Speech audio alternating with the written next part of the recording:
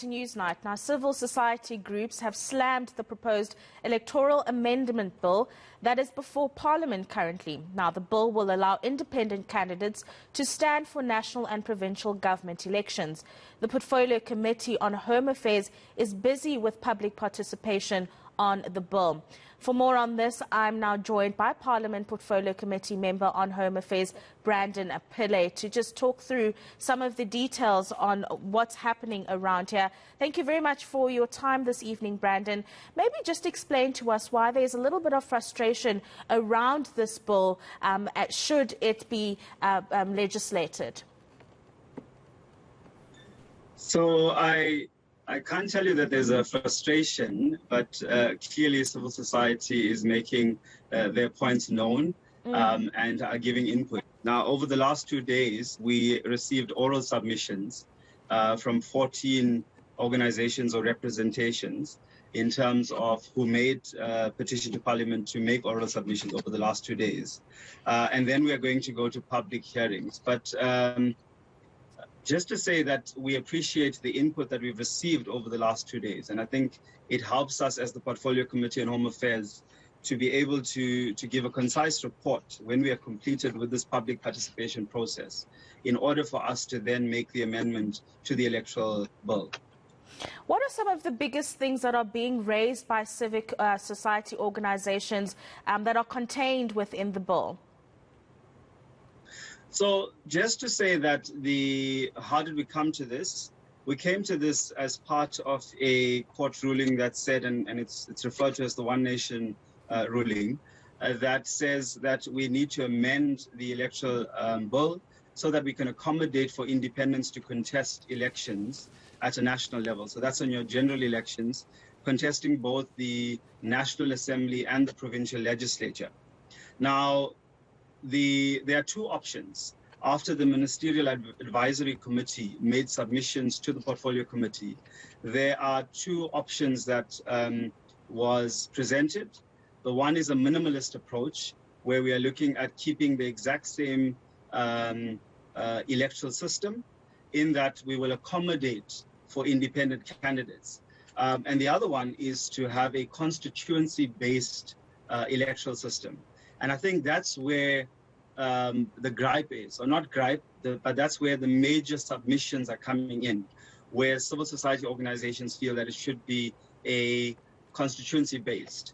But at this process, there is no decision made. The committee, neither has Parliament decided on which of the two options are going to be taken. Hence the reason for us to open this process of public participation. And obviously it deals with the misconception that was created that there was inadequate consideration given to the electoral laws. And of course this process will clarify that and provide just better clarity to all those involved. Just to know that we've inherited an electoral system post-apartheid. And this is the electoral system that we have been using in this country since. Now, at a local government level, we already have the inclusion of independent candidates. And you find that independents contest elections at a ward-based level.